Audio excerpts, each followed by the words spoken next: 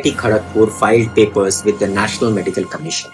But for a postgraduate doctor of medicine, that is an MD, they were never actually meant it to fix it single-handedly. They are a signal flare fired into a system that has grown very good at issuing circulars and very slow at changing live classroom experience. Proof that when policymakers stop trusting a system's own internal capacity to reform itself at a pace the country actually needs. The question I want to leave you with as this episode closes is not, will the IIT-MD experiment succeed? That's the whole point of putting an argument like this out in this world. What does it actually take structurally and honestly for the other 700 plus medical colleges to become the kind of institution that nobody in government feels the need to build a bypass around? In March 2026, IIT Kharagpur filed papers with the National Medical Commission. Not just another engineering program, not for a new AI lab, not for a fresh batch of computer science seats that would, as usual, absorb the country's top rank holders, but for a postgraduate doctor of medicine, that is an MD. 20 seats, trained partly at Dr. B.C. Roy Medical College and partly at Syama Prasad Mukherjee Super Speciality Hospital next door. A facility that had just conducted its first surgery months earlier and is now scaling towards a 220-bed mission mode inpatient hospital to support the very program it is meant to anchor. Institute Director Suman Chakrabarti called it a natural extension. The institute already had the healthcare researchers, the specialists, the technology base sitting there, largely built for research rather than teaching and now being repurposed to do both. If approved, this becomes the first IIT in India ever to run a postgraduate medical program. Not the first attempt at medical education inside an IIT. IIT Madras already had opened that door in 2023 with its Department of Medical Science and Technology, but the first at the postgraduate specialist producing level, which is a different order of institutional commitment entirely. An engineering institute, India's flagship symbol of technical rigor. The institute every ambitious 17-year-old with a calculator and a JEE rank card dream of entering, and now is positioned to produce medical specialists.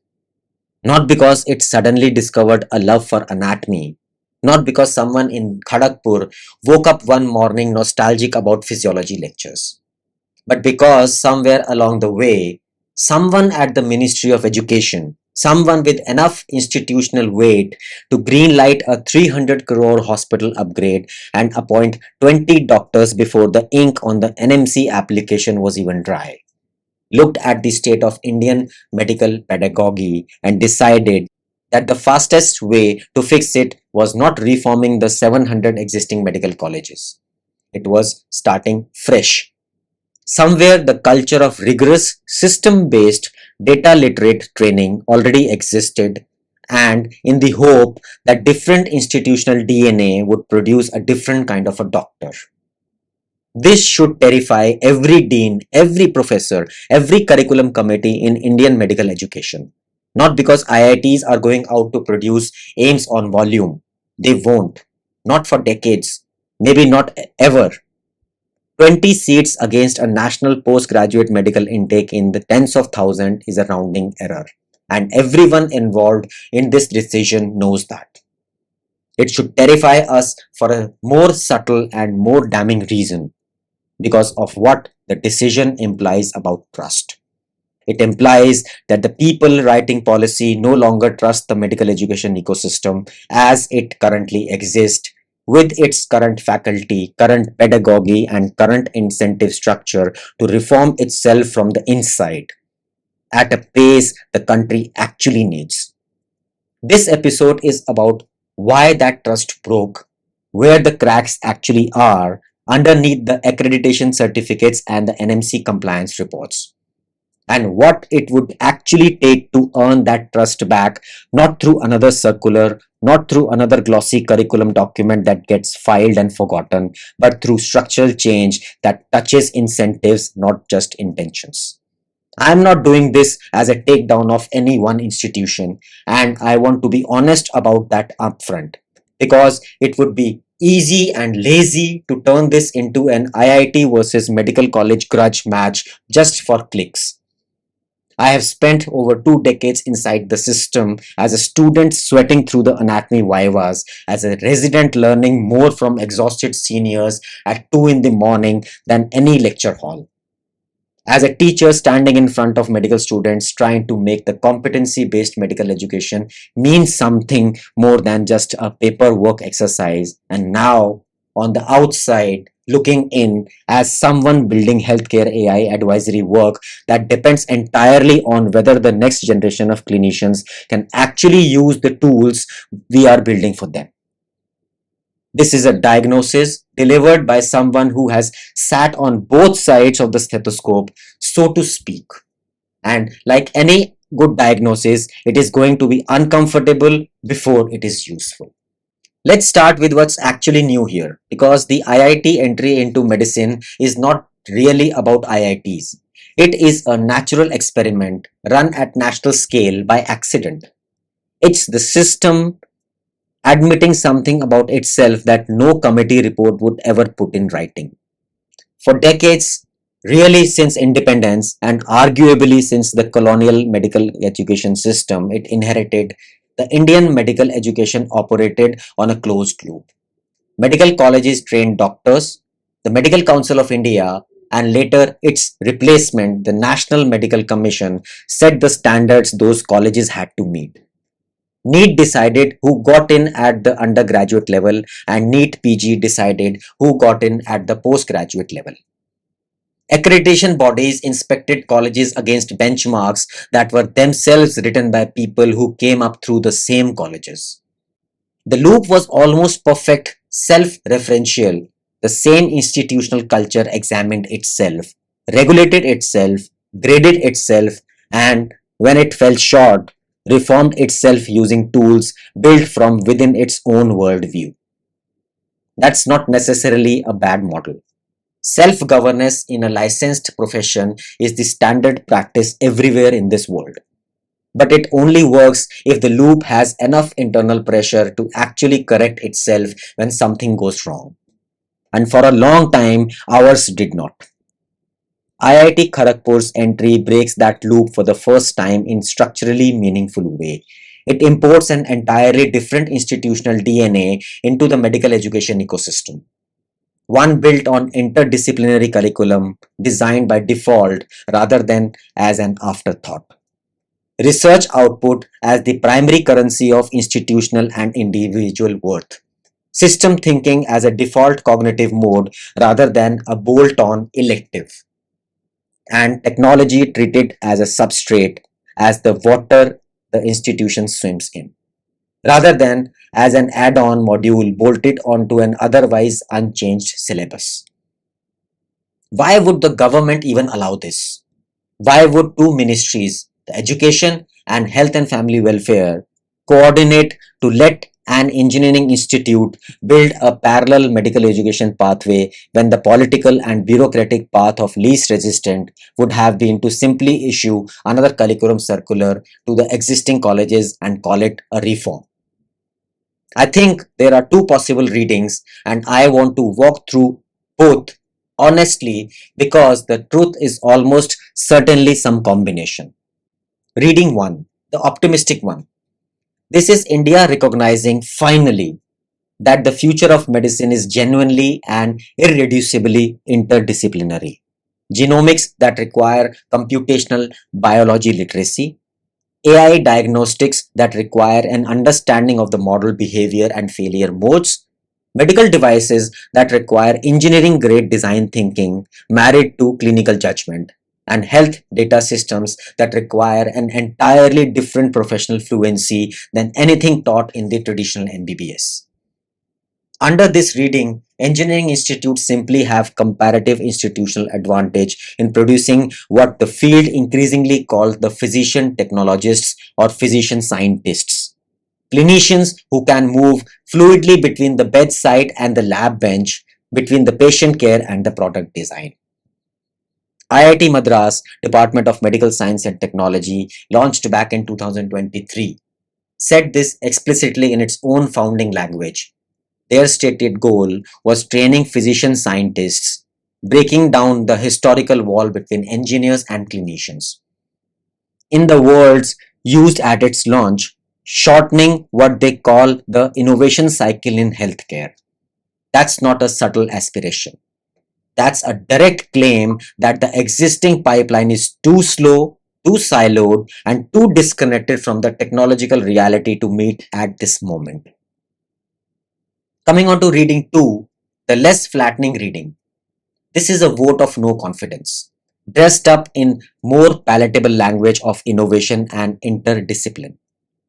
If the existing 706 medical colleges, including the older, well-resourced, well-regarded government institutions like the AIMS model colleges, the state medical universities with decades of institutional memory, were reliably producing medical graduates equipped for a technology-saturated, data-driven, increasingly AI-augmented healthcare system, there would be no political or administrative need to build a parallel infrastructure at an IIT from scratch at a real cost with real institutional friction.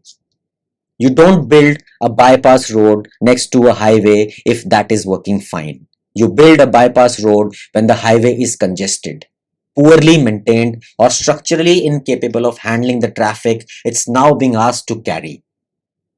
And when the fastest way to relieve pressure isn't tearing up or rebuilding the highway, but routing around it entirely. I think both readings are true simultaneously, and I don't think that is a contradiction. I think that's exactly how institutional change actually happens in large bureaucracies. Nobody signs a memo that says we have lost confidence in the medical education system. What you get instead is exactly what we are seeing. A quiet parallel infrastructure building dressed in optimistic language of innovation that functions whether or not anyone involved would admit it out loud, as a hedge against the possibility that the existing system won't reform fast enough on its own. Here is the thing about symptoms in any complex system, clinical or institutional. They don't lie, even when we desperately want them to. When policymakers route resources, political capital, and institutional trust around your institution instead of into it, that is data. Cold, unsentimental data. No different in kind from a lab value that tells you something is wrong even when the patient insists they feel fine. It is the same signal you get in healthcare delivery when patients start bypassing government hospitals for private ones, despite subsidized or free care being available. The bypass itself tells you something about that trust, and that no patient satisfaction survey would tell you, however carefully worded, will ever capture it honestly. So before we get to what's actually broken in the curriculum, the mechanics of it, segment by segment, I want you to sit with this framing for a moment because it's the lens the rest of the episode is built on. The IIT-MD is not a competitor project, and it is not really about producing 20 more specialists a year. It is a referendum.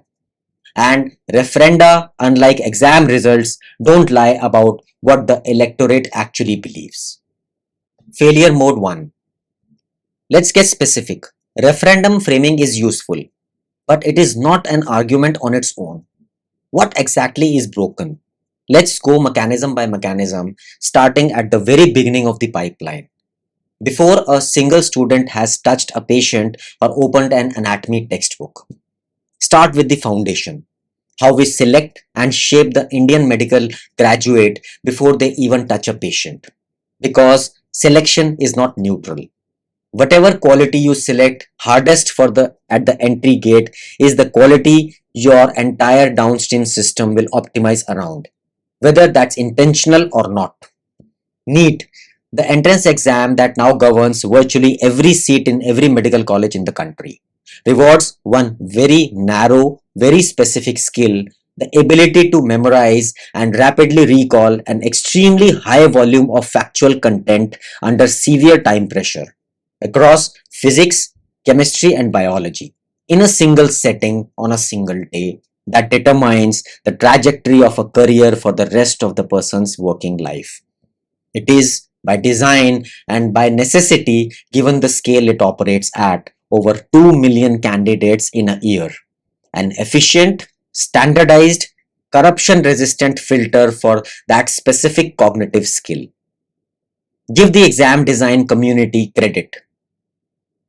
At that scale, you need something objective, mechanically gradable, and recall based multiple choice is one of the few formats that scale that cleanly. But here is the problem, and that is not a subtle one.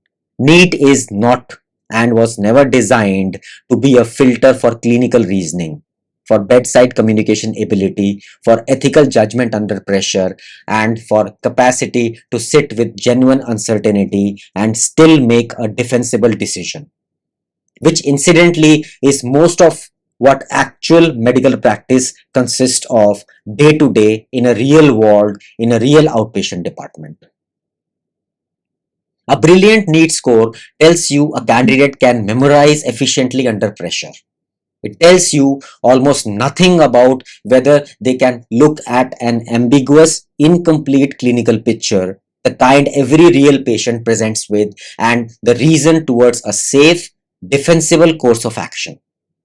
Then that same cohort, selected almost entirely on this one narrow axis, enters MBBS, and the pedagogy that greets them compounds the problem instead of correcting it. Lectures remain the dominant, often near exclusive teaching modality across the vast majority of Indian medical colleges. A format inherited more or less unchanged, structurally speaking, from the colonial era of flexenarian model that shaped medical education globally for more than a century ago.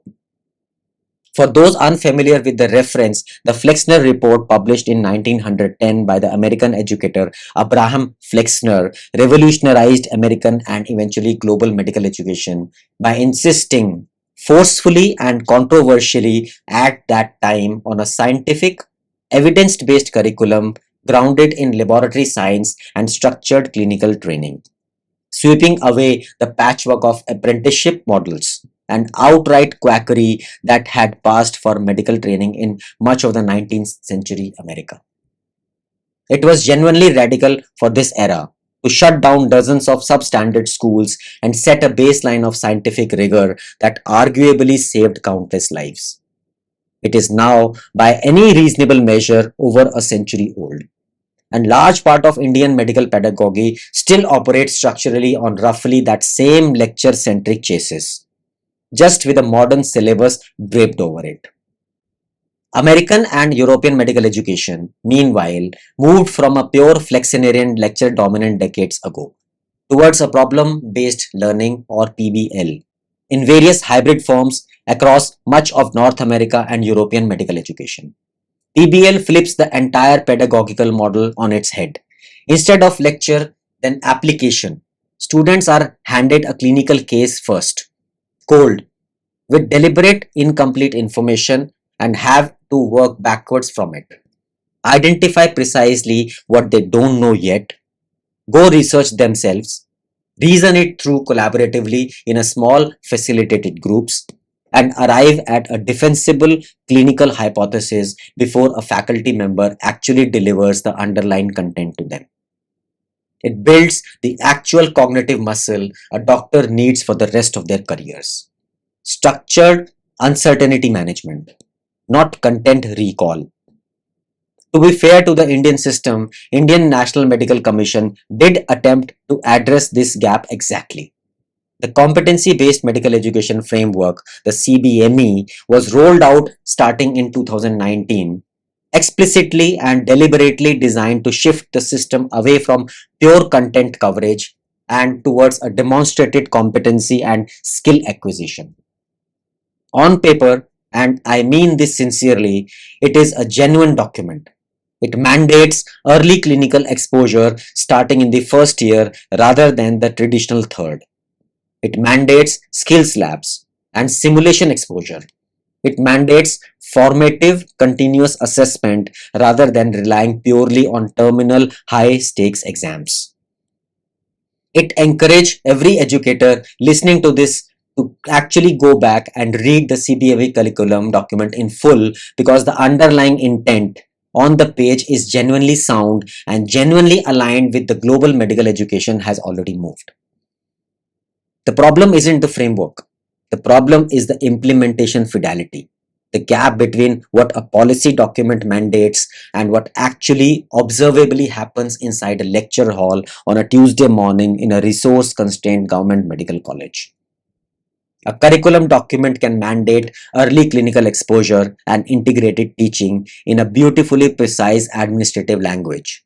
But if the underlying exam system at every subsequent gate, from university finals to NEET PG, still rewards the exact same rote factual recall it always did, and if the faculty responsible for delivering this new pedagogy were never actually retrained in the facilitation based on small group teaching, a genuinely different professional skill from lecturing, one that has to be taught and practiced, not assumed.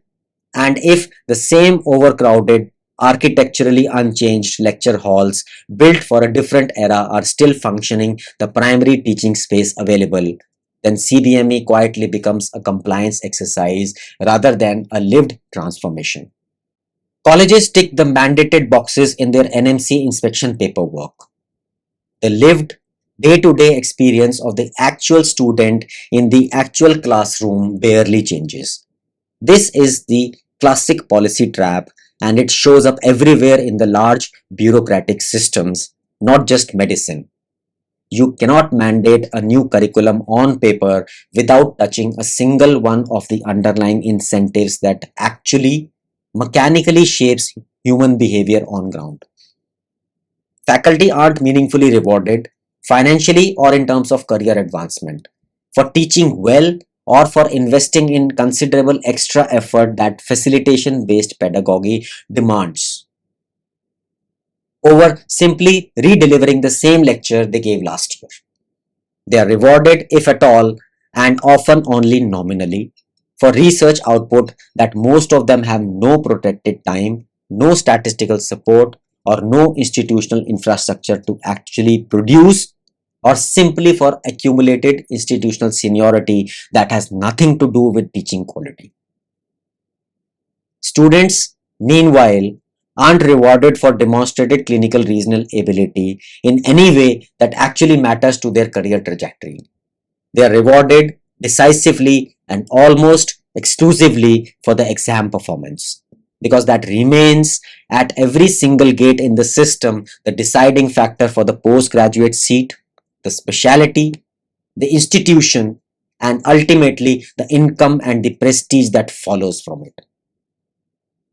So you get at scale across the country a generation of doctors who are extraordinarily good, genuinely impressively good at recalling the curb cycle, the brachial plexus, the classification of 100 obscure syndromes under exam pressure with a stopwatch running, and who are correspondingly often underprepared for the actual cognitive task that defines real medical practice, sitting across from an ambiguous, incomplete, sometimes contradictory clinical picture, with an anxious patient, an anxious family in front of them, and reasoning towards a safe, defensible decision under genuine uncertainty, with incomplete data, limited time, limited resource, and real irreversible consequence riding on getting it right.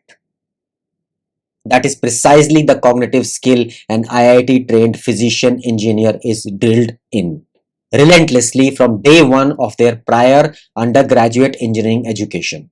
Because engineering pedagogy at its best and most rigorous is fundamentally and structurally about problem solving under hard constraint, incomplete specifications, complete design trade-off, limited resources, and a system that has to actually work in the real world, not just on an exam paper.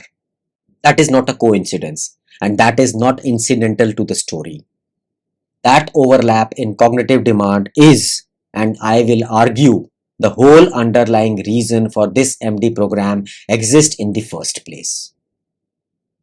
Second failure, and this one is personal to me in a way the first one isn't, because the exact gap I have spent the last several years of my post clinical career trying to plug, one hospital system and one advisory engagement at a time.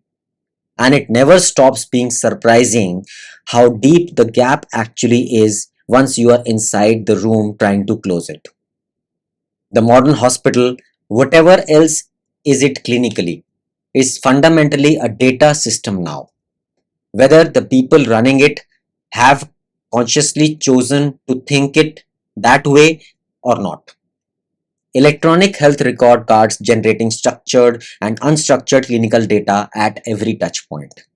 Laboratory information systems and PACS for imaging, each producing streams of data that needs to be interpreted, stored, and made interoperable.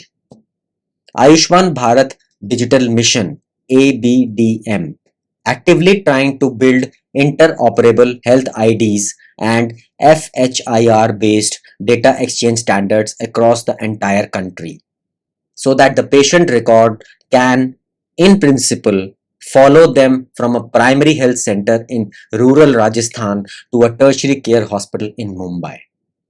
Supply chain systems tracking everything from ventilators to vaccine cold chains. Billings and insurance systems increasingly digitized under schemes like Ayushman Bharat.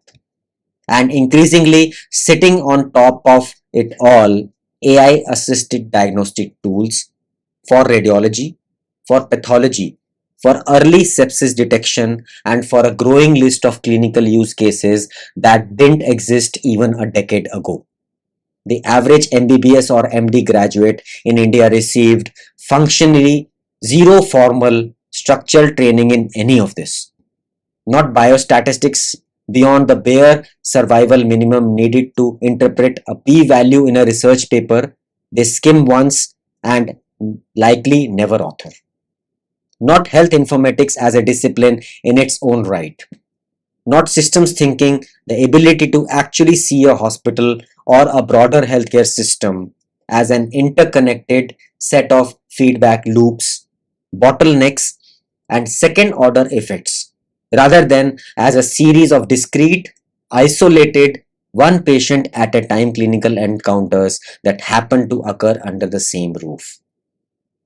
Not even basic honest exposure to how AI diagnostic tools actually work under that hood, what their known failure modes or bias patterns are, or how to responsibly integrate an AI generated recommendation into a clinical judgment, rather than the two failure extremes I see constantly in the field. Either blindly trusting the output because it came from a system labeled as AI, or reflexively dismissing it altogether because nobody ever taught them how to properly interrogate it. This is not a nice to have anymore. And I want to be blunt about that because I still hear this framed as a future skill in the curriculum committee meetings, as though it's optional preparation for some distant tomorrow. It is not. India's health data infrastructure is being built right now in real time underneath a workforce that almost doesn't know it's happening. ABDM has been actively rolling out FHIR R4 based interoperability standards, explicitly aiming to digitize the entire patient journey nationally from registration to discharge. CDSCO, the Central Drug Standard Control Organization, is actively developing and refining regulatory pathways for software as a medical device or SAMDs. Precisely because AI driven diagnostic and clinical decision support tools are already deployed and in active clinical use across Indian hospitals, public and private, urban and increasingly rural. NABH 5th edition accreditation standards increasingly assume digital documentation, structured quality systems, data governance as a baseline operational infrastructure, not as an aspirational add-on for the well-funded few. We are, in effect, building a digital health nervous system across the country, layer by layer, standard by standard, on the top of a clinical workforce that was never formally trained to use a nervous system. That's not hyperbole for rhetorical effect. That's a direct structural engineering versus medicine mismatch playing out in real institutions right now, and it is exactly the gap IIT Madras Department of Medical Science and Technology was explicitly created to close from ground up. Training physicians who can, in their own stated founding language, effectively apply technology in clinical practice, and who can move fluidly and credibly between clinical medicine on one side and medical device design applied to AI drug discovery on the other, rather than treating those as entirely separate professional universes inhabited entirely by a separate kind of people. Ask yourself honestly. And I would ask every dean and curriculum head listening to sit with this question rather than rushing past it. How many of India's existing medical college faculty could actually teach that curriculum competently even if the syllabus mandated it tomorrow morning? This is the part administrators genuinely don't like to hear because it's uncomfortable and because it points a finger at the very people who have to implement any reform. The gap isn't only in students, it's generational and it's sitting squarely in the faculty pipeline itself.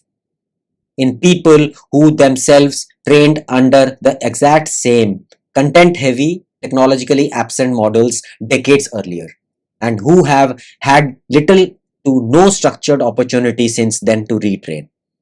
You cannot simply bolt AI in medicine onto a syllabus as a 2 week module, a guest lecture slot, and expect it to be taught with any depth or credibility by the faculty who have never themselves been trained to evaluate what an algorithm is actually doing under their hood, what data it was trained on, and where it is likely to fail silently. Third failure, and this is the one that shows up most viscerally, most physically to anyone who has actually stood on a hospital ward, either as a student or a patient's relative, and watched how clinical skill is actually transmitted or fails to be in real time. Walk into a Indian medical college lecture halls and you will find 200, sometimes 300 students packed into a hall architecturally built for far fewer, straining to hear or see, listening to a single faculty member delivering content of a slide deck in most cases could have been and honestly should have been read independently well beforehand, leaving classroom time for something more valuable than one directional transmission. This is what education theorists have somewhat mockingly built accurately called the sage on stage model. One authority at the front, passive recipient arranged in rows, minimal interaction, minimal feedback loop about whether learning is actually happening in real time. Virtually every serious, evidence-based global medical education system reform for the last 30 to 40 years have moved deliberately away from this model, precisely because the evidence on retention and clinical transfer of knowledge learnt this way is frankly weak. Compared to that simulation-based learning, high-fidelity mannequins that can stimulate a cardiac arrest, a bleed, or deteriorate in real time in response to students' interventions. Standardized patients, trained actors who present with scripted clinical scenarios and can give structured feedback on communication skill. Virtual reality and haptic feedback surgical trainers that let the student practice a procedure hundreds of times before even touching a real patient. This has become standard Expected infrastructure in medical schools across US, UK, Singapore, and increasingly in the better resourced private institution here in India itself. Simulation lets a student make a genuinely fatal clinical error and learn from it in most visceral and memorable way possible. On a mannequin with immediate structure debrief rather than on a human being with irreversible consequences. It compresses years worth of rare case pattern exposure. The one in residency emergency that you need to have seen at least once before you are the only doctor in the room when it happens for real, into a controlled, repeatable, psychologically safe environment. It is not a luxury item on a wish list. It is risk management applied direct to pedagogy, the same way a flight simulator is risk management applied to pilot training. And nobody would seriously argue commercial pilots should learn engine failure response for the first time mid-flight with passengers on board. Most Indian government medical colleges have minimal to no meaningful simulation infrastructure, or even the equipment does not exist. Often purchased in a burst of accreditation, driving capital spending, it's frequently underutilized or used superficially because faculty were never actually trained in simulation-based facilitation and structured debrief technique, which is genuinely different professional skill from traditional bedside teaching, requiring its own pedagogy and its own practice. Then there is a sheer asymmetry of clinical exposure itself, which compounds everything above. In a clinical system with acute, chronic, well-documented faculty shortages, India's medical colleges faculty to student ratio have been persistently crisis for years. And it has arguably worsened at some institution under newer NMC mandates that in the name of cost efficiency for private medical colleges have actually reduced the faculty strength to certain postgraduate courses. The day-to-day burden of hands-on teaching falls disproportionately onto senior residents. These are people who themselves are mid-training, still building their own competence, with essentially no formal instruction in how to teach anyone else. Expected to somehow transmit clinical skill to juniors purely by osmosis while also managing an overwhelming clinical caseload. You end up structurally with a system that transmits clinical knowledge almost entirely through osmosis and what I had bluntly called apprenticeship by exhaustion. Learning by surviving enough on sleepless nights, on call nights that pattern recognition eventually sets in, rather than through deliberate, structured, competency verified skill acquisition with clear milestones and clear feedback. Compare that one more time to what an IIT embedded medical program is structurally positioned to do from day one, almost by institutional default rather than by heroic individual efforts.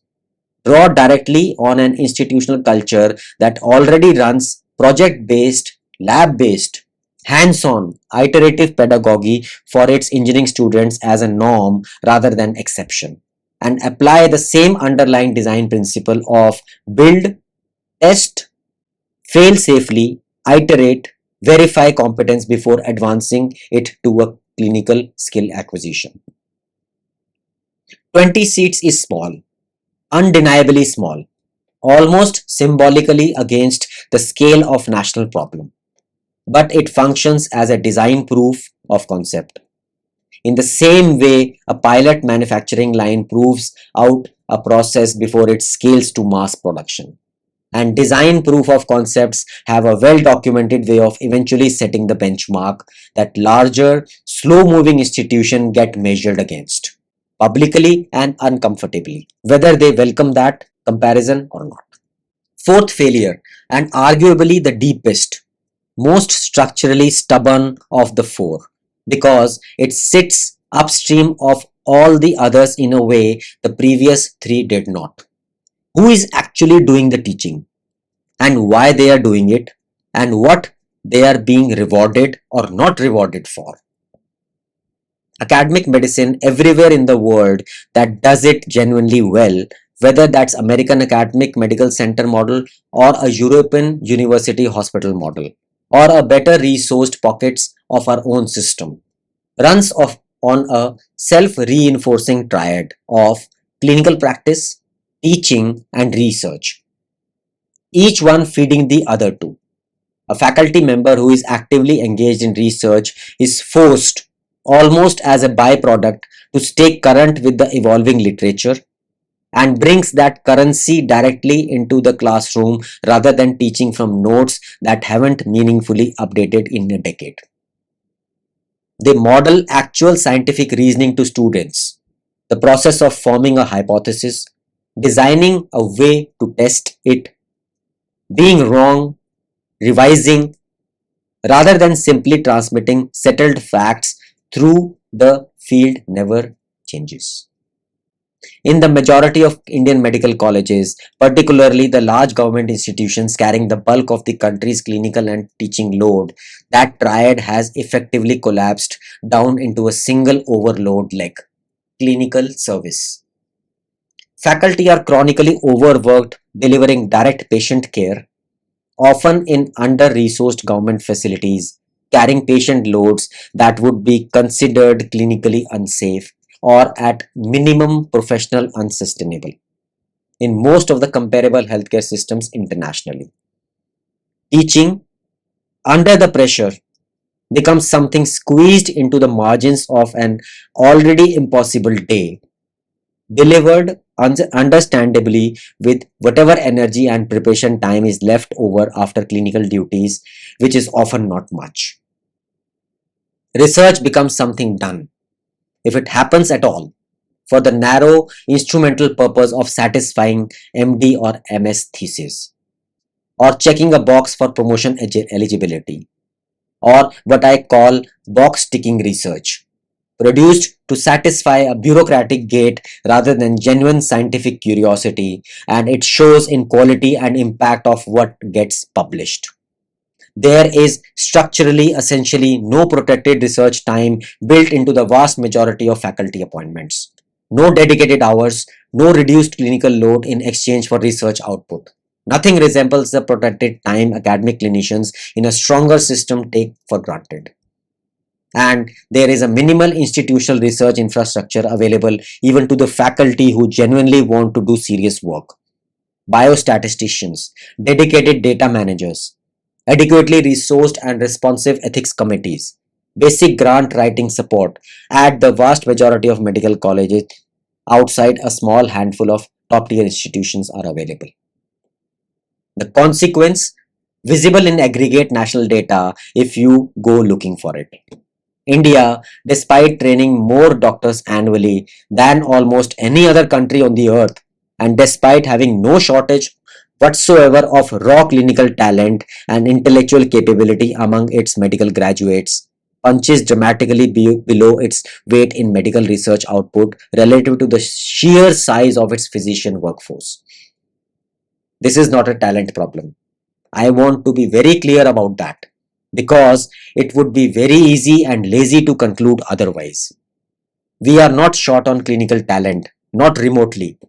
We are short on institutional scaffolding, the protected time, the infrastructure, the incentive alignment that turns raw clinical talent into a self-renewing, self-improving academic culture that produces new knowledge rather than simply consuming and applying knowledge produced elsewhere.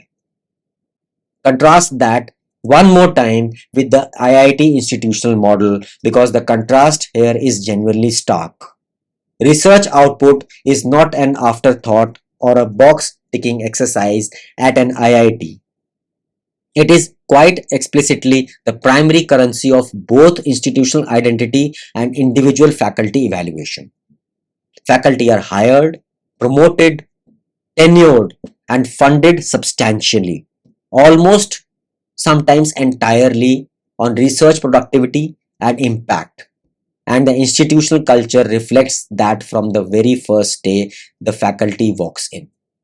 That culture transplanted into a medical program doesn't just change what eventually gets published in journals.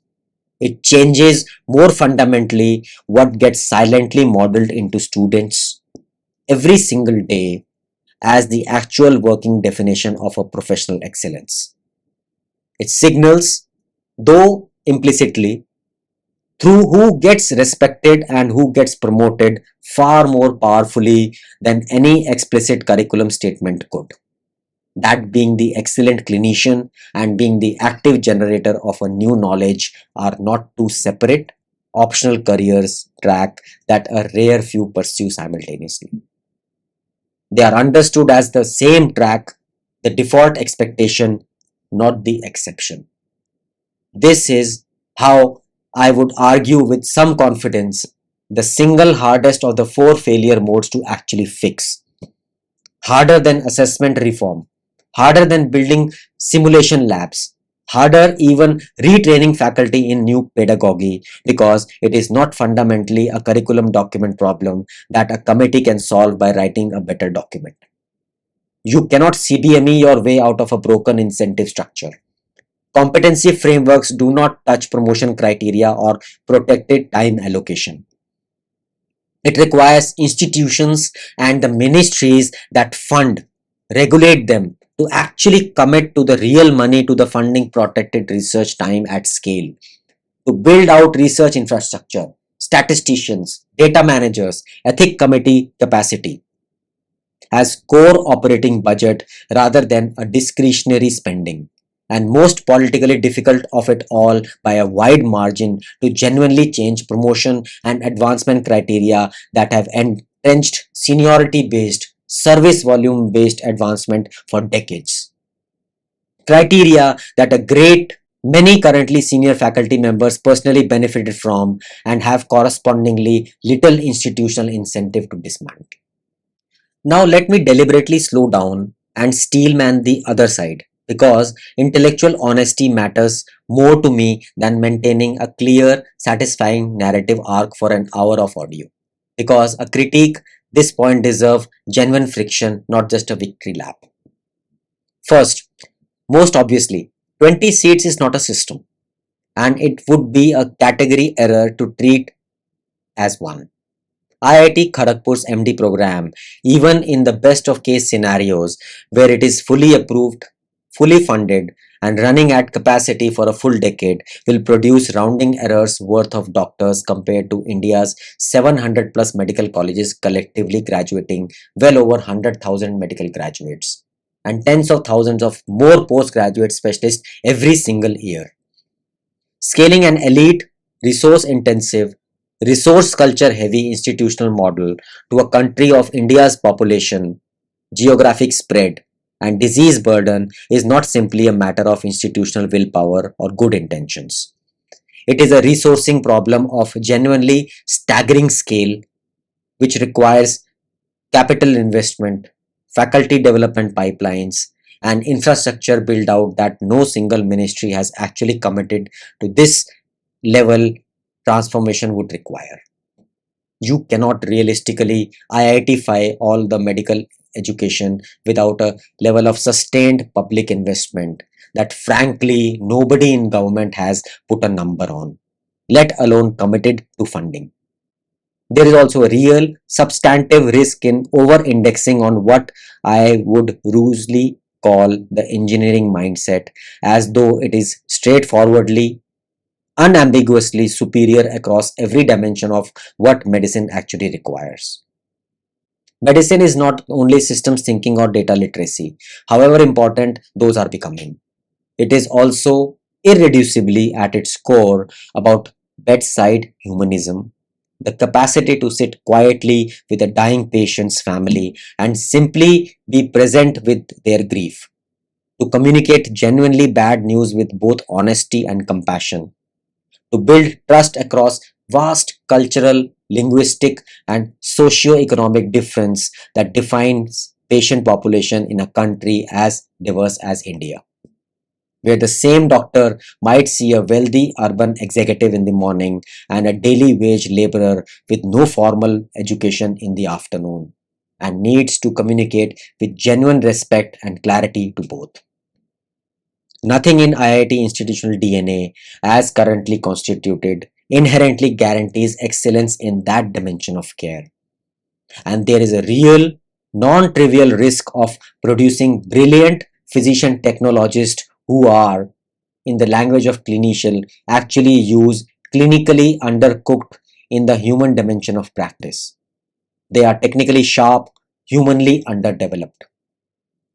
Some of the most respected clinical teachers I have had the privilege of working alongside, particularly within the Armed Forces Medical College system, embodied that kind of hard work, one bedside humanism, cultivated over years through apprenticeship models that, whatever their documented flaw in efficiency and scalability, genuinely do produce something real, something that doesn't show up cleanly on a competency checklist but matters enormously to patients in actual moment of crisis.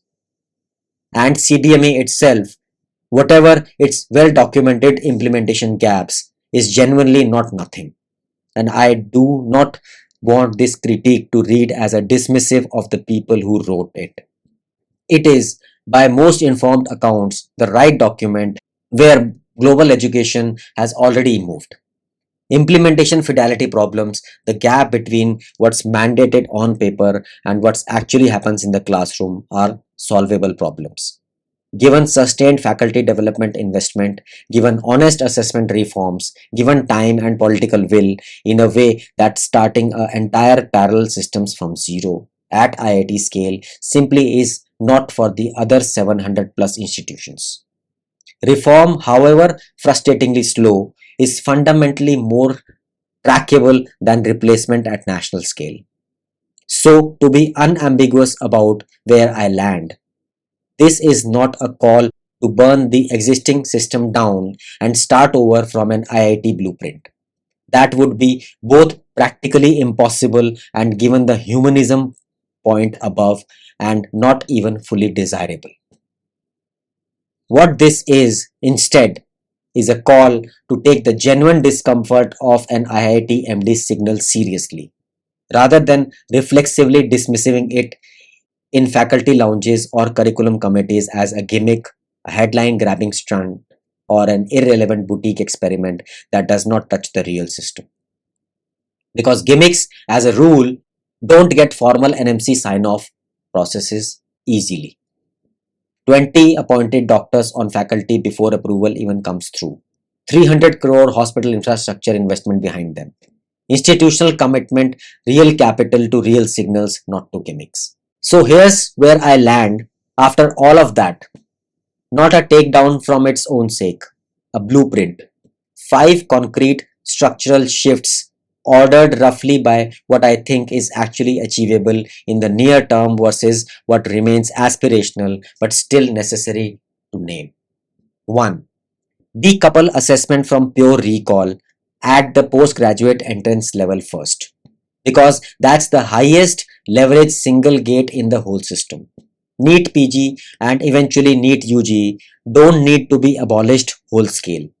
That would be both politically impossible and administratively reckless given the scale involved. What they need is a structured, objective structured clinical examination style, clinical reasoning, and situational judgment component layered explicitly on top of existing knowledge. Recall component in the spirit of what UK medical licensing assessments and, before its pandemic era, discontinuation. The US Step 2 clinical skill exam attempted to measure. Objective structured clinical examination, for anyone unfamiliar, rotate clinical candidates through a series of timed, standardized clinical stations, a simulated patient encounter, an interpretation task, a procedural skill check, scorecard against a structured rubric rather than a multiple choice answer key. You change what gets selected for at the gate, and downstream teaching, however slowly, adapts to the match what the gate actually rewards, because that's how every exam driven system in the world eventually behaves. Number 2, mandate protected faculty development time for pedagogy itself, not just for clinical service delivery. Every medical college faculty member at every level of seniority should have some formal, funded, non-optional pathway to be trained in facilitation-based small group teaching, simulation instructions, structured debrief technique, and modern assessment design. Not delivered them as a one-time orientation workshop early in their career and then never revisited, but built in as an ongoing credentialing requirement explicitly tied to the academic promotions. The same way continuing medical education credits are already tied up to the license renewal in most states. You cannot mandate CBME on paper and then skip the far harder, far more expensive step of actually training the people who are legally and practically responsible for delivering it in the classroom. Third, build shared simulation and skills lab infrastructure at the regional or cluster level, rather than expecting every single individual college to build its own from scratch. Not every one of the 700 plus medical colleges in the country needs or could realistically afford its own dedicated high fidelity simulation center. That expectation is fiscally unrealistic at a national scale and would simply produce another round of underused, poorly maintained equipment purchased purely to satisfy an accreditation checklist. Regional simulation hubs shared across geographic clusters of colleges, following models already piloted with some success in a handful of state health university systems, gets you a large majority of the pedagogical benefit at a fraction of the per institution capital and ongoing maintenance cost, while also concentrating the specialized facilitation expertise that simulation based teaching actually requires into a smaller number of well trained hands. Fourth, formally integrate health informatics, biostatistics, and applied AI literacy as a genuine longitudinal thread woven across 4 plus years of MBBS curriculum, not parked as a single semester elective that most students treat as an easy credit to clear. This curriculum thread should be co-designed deliberately and formally with institutions and practitioners who already have deep, credible expertise in this exact intersection. IIT Madras own Department of Medical Science and Technology, working health tech industry practitioner who build and deploy these tools daily. ABDM's own technical implementation teams, rather than being reinvented in relative isolation by NMC curriculum committees, who largely lack lived domain expertise in digital health system architecture or applied machine learning. 5. Create genuine funding, protected research time, and supporting infrastructure tied explicitly to the institutional accreditation criteria rather than left to the individual faculty willpower or personal sacrifice.